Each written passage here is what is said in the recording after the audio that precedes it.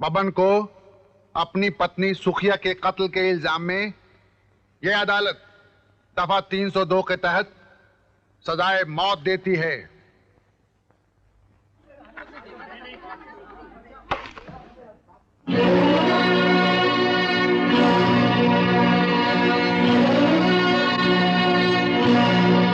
जीवा, ये तुमने क्या किया?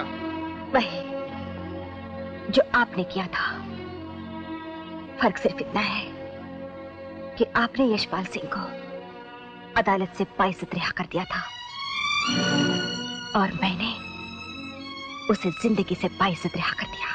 जानती हो, जो कुछ तुम कह रही हो उसके एवज में तुम्हें फांसी की सजा भी दी जा सकती है। मैं फांसी के फंदे को मंगलसूत्र की तरह गले में प्यार से पहनूंगी। मेरी आपसे एक विनती है जज साहब, जिन सुहाग के कपड़ों में विदा होकर ससुराल गई थी, उन्हीं कपड़ों में मुझे फांसी देने का हुक्म दिया जाए।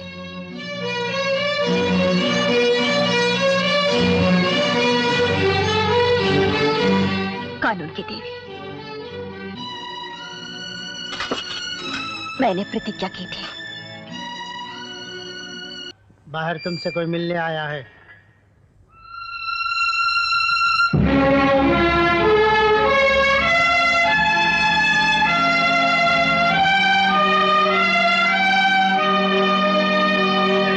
मैं ठाकुर यशपाल सिंह की विधवा हूँ। पाए लागो बड़ी मालकिन। जीती रहो और मरो भी तो मेरी दी हुई मौत से मरो। मैं तो उसी दिन मर गई थी बड़ी मालकिन, जिस दिन मेरा सुहाग मिट गया था। नागिन काटने के बाद फन झुका लेती है, फिर भी उसे छोड़ा नहीं जाता। कृपाल सिंह के बारे में सुनकर तुम बहुत खुश होगी। मैं तुम्हारी उन्हीं खुशियों को डंक मारने आई हूं। याद रख जीवा, कृपाल सिंह के जेल चले जाने से सिर्फ इतना हुआ है कि तेरी मौत का समय कुछ टल गया है। मैं जिस आग से चल रही हूं, तुम्हें भी उसी आग में जलना होगा। मैं कभी नहीं चल सकती। ऐसी क्या चीज है तू? एक विधवा स्त्री उस मोमबत्ती की तरह होती है जिसमें धागा नहीं होता, और ऐसी मोमबत्ती आग से पिघल तो सकती है लेकिन जल नहीं सकती।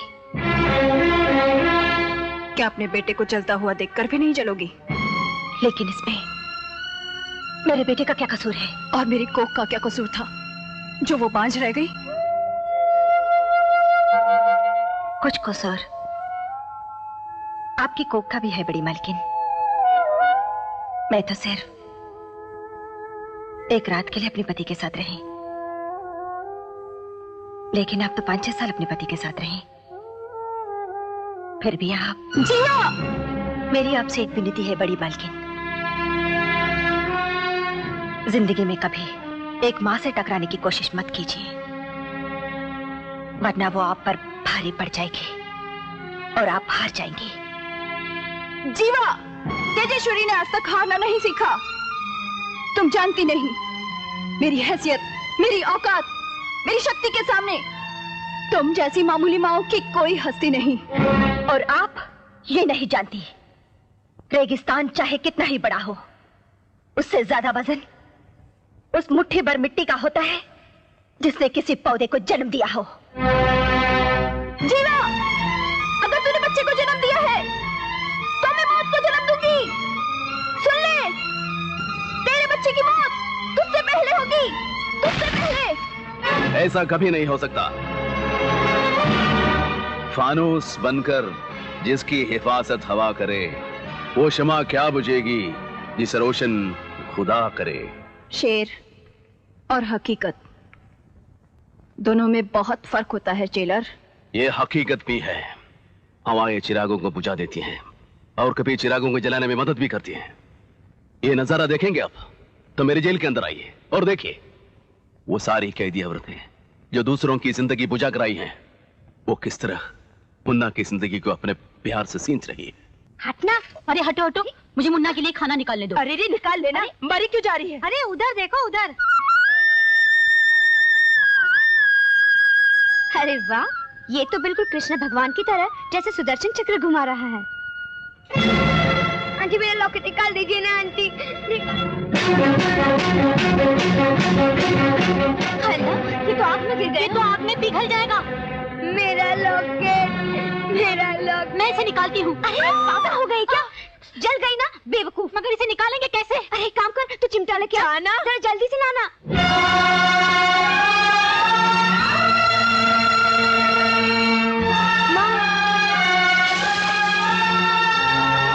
जब बिल्कुल ठंडा हो जाए उसके बाद पहन लेना।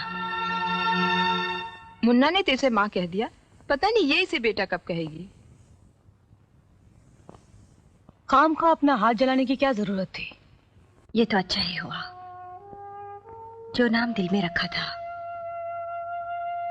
वो हाथ में भी आ गया।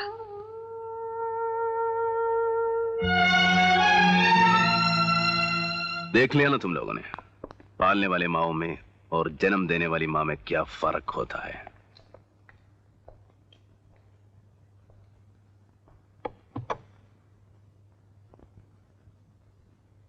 दुनिया में सब कुछ मिल जाए, सब कुछ, लेकिन मां नहीं मिले तो समझो कुछ नहीं मिला।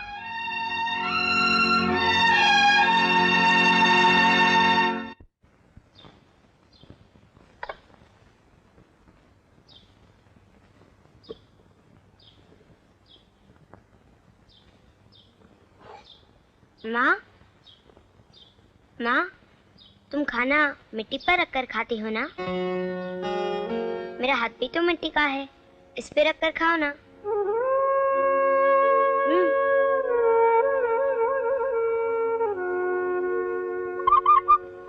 Ice cream, ice cream. तुमने तो 2 आइसक्रीम लाने को कहा था, मैं तो पूरा बक्सा ले आया हूँ। और नमूना ये देख। आइसक्रीम। उधर ठहर, उधर ठहर। पहले तुम ये बताओ कि तुम इसे खाओगी कैसे? अपने हाथ में लेकर यूं? अरे यूं नहीं, यूं मेरे हाथ पर आइसक्रीम रखकर तुम्हें खाना पड़ेगा। मंजूर?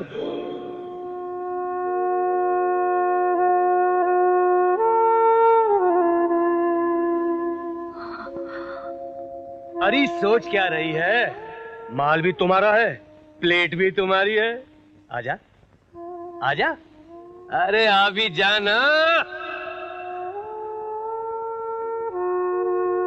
माँ,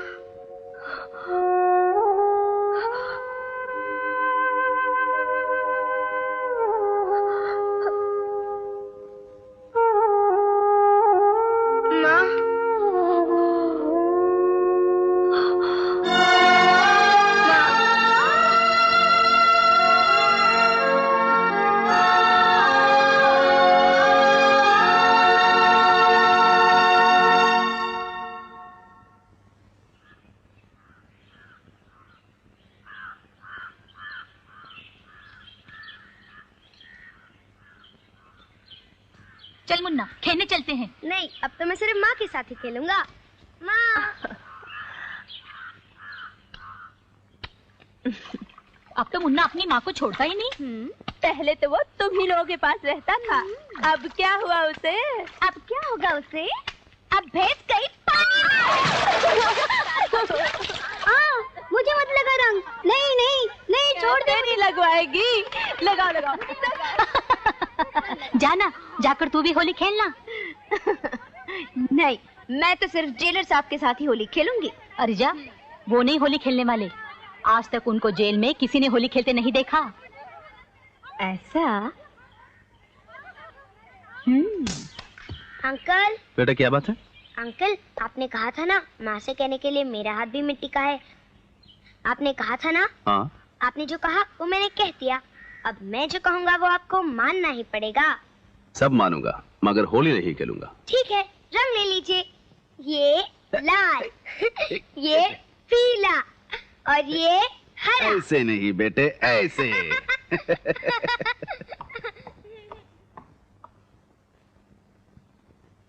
लोग सच कहते हैं, कभी कभी फूल की पत्ती से भी पत्थर का जिगर कट जाता है। इसी रंग से आपने होली खेली और इसी रंग से मैं भी होली खेलूंगी।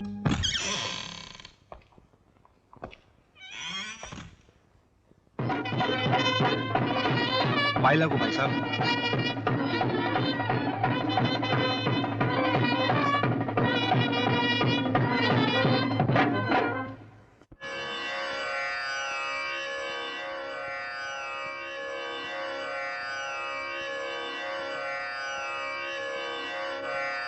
जब आप जेल गए थे मैं खुश भी थी कि जेल में रहकर आप पर पड़ा हुआ शराफत का बचा कुछ मैल भी धुल जाएगा,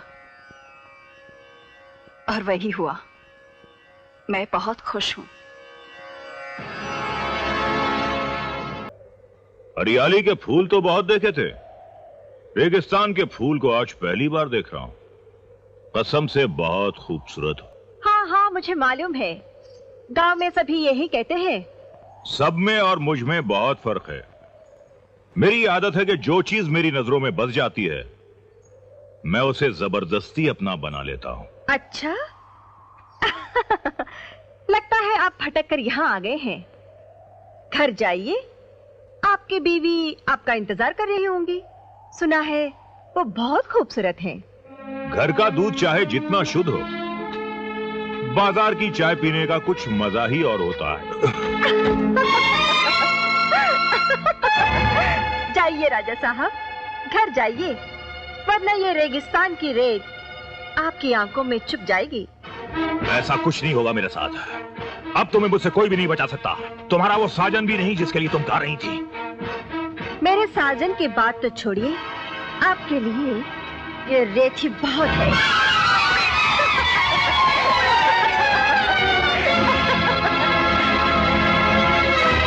मैंने कहा था ना, रेत आंखों में चुप जाएगी। हाँ। याद रखना, अगर तुम मेरी नहीं हुई तो मैं तुम्हें किसी और की भी नहीं होने दूंगा।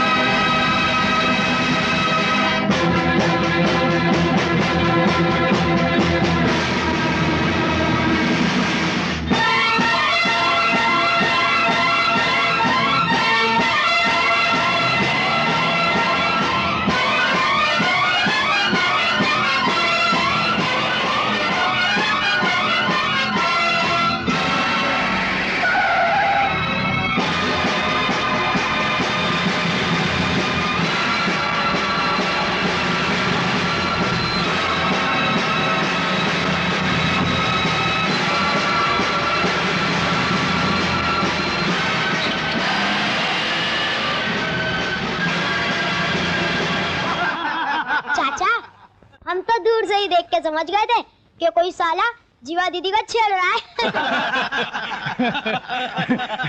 है। जब हम वहाँ ऊंट पर पहुँचे तो वो ऐसा भागा मुखिया जी कि बस पूछे मत।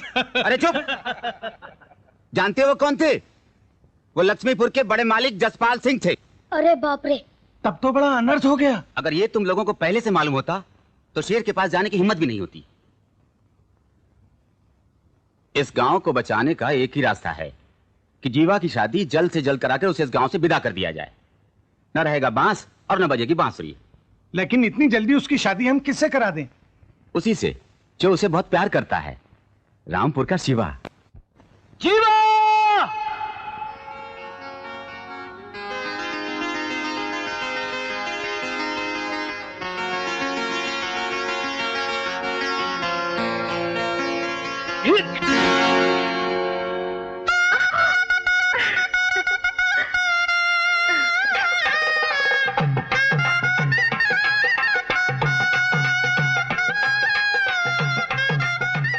अरे ये चेहरा क्यों छुपा रही तू? अरे चेहरा दिखा ना। अरे चेहरा देख रहे थे ना मुझे। अरे ये क्या घूंघट कर दिया? इतना भी तरसाना अच्छी बात नहीं है ना। दिखा ना। मैं क्या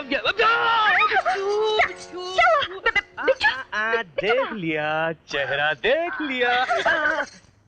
बताऊं बिच्छू कहाँ है? ये क्या है? ये मैं तुम्हारे लिए तोहफा लाई हूँ, चांदी की अंगूठी। शर्म नहीं आती?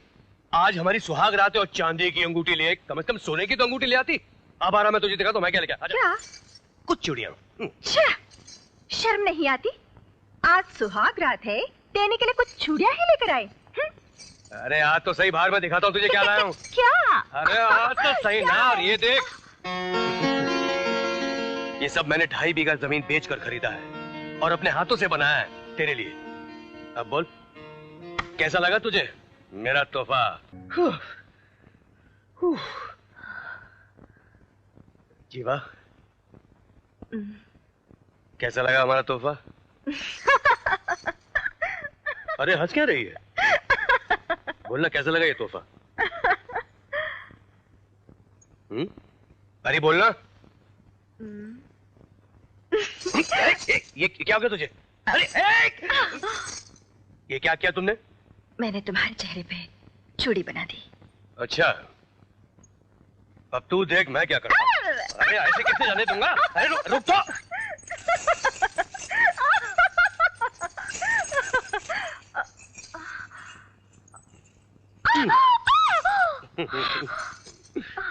अब बोल, तू कहाँ जाएगी? बोलूं क्या? मैं तो खुद ही तुम्हें यहाँ लाना चाहती थी। अच्छा, तो ये बात है।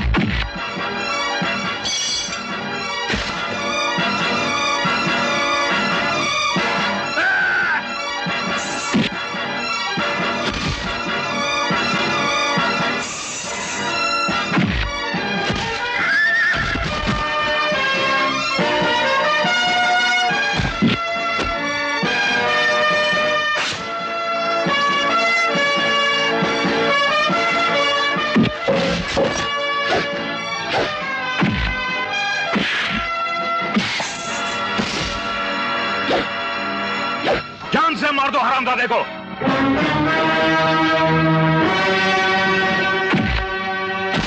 शिवा, बहुत प्यार है ना तुझे जीवा से? मैं जीवा की जिंदगी में एक रंग भी रहने नहीं दूंगा।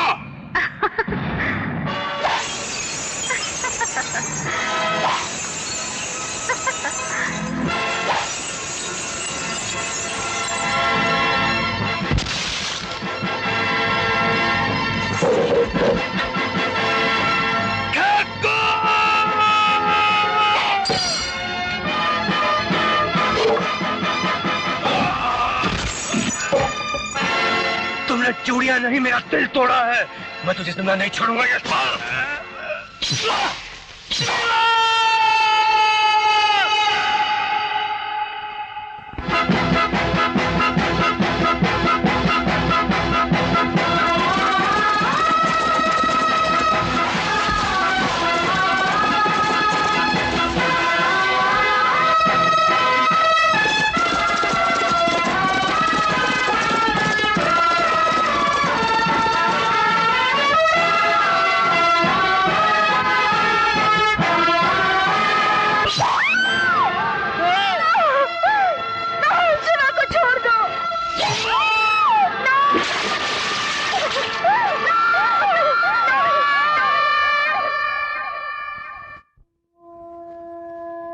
और इस तरह जीवा की जिंदगी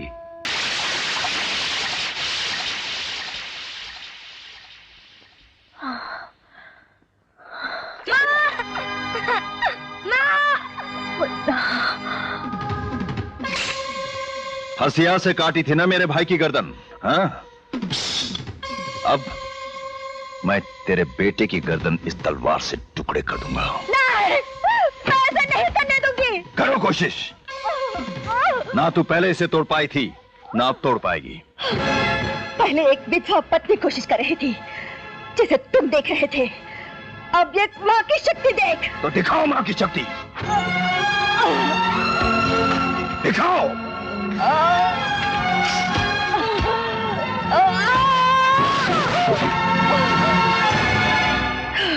देखिए एक माँ की शक्ति। ले जाओ इसे चिता के पास। अब इसे जिंदा जलाकर मैं अपनी सौगंध पूरी करूंगा।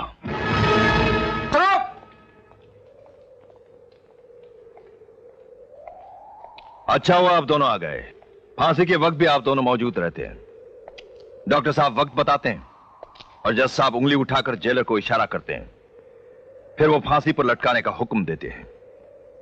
वो मौत का तमाशा तो आप लोगों की मर्जी से होता है, लेकिन आज की मौत का तमाशा मेरी मर्जी से होगा। भैरव!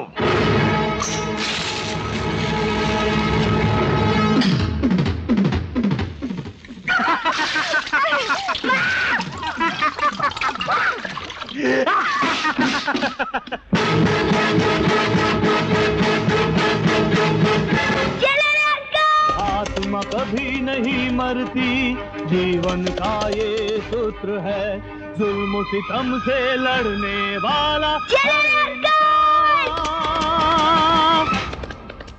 धरती पुत्र है, धरती पुत्र है।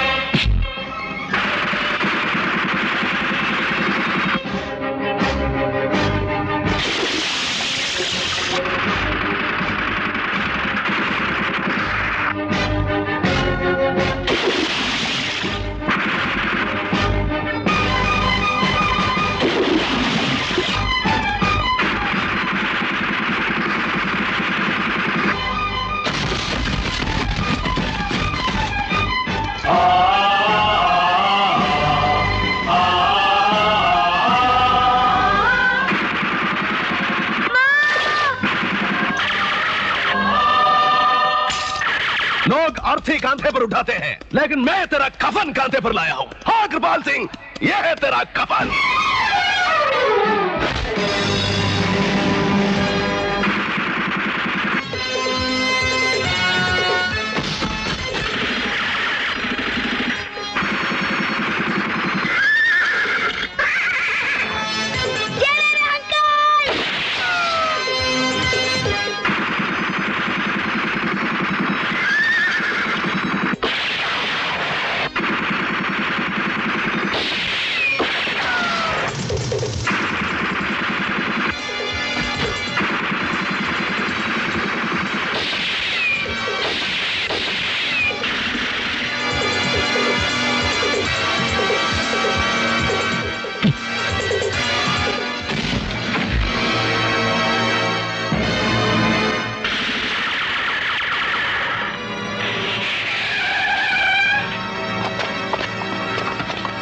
आप लोग इस तरफ जब जाइए, फॉलो मी।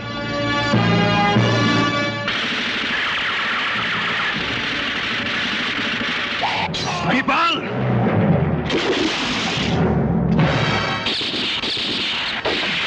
प्रशांत, रोको पुलिस वालों को।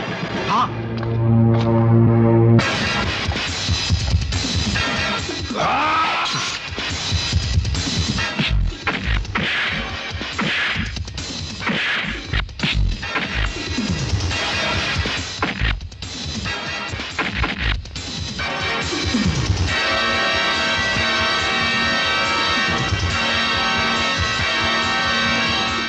बच्चे को बचाओ, कोई बच्चे को बचाओ।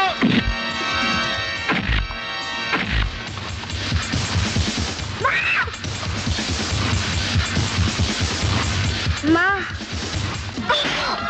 बच्चे को बचाओ।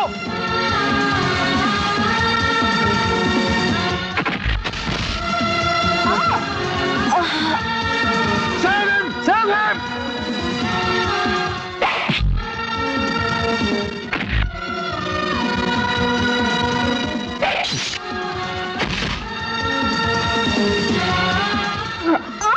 Come on, save him!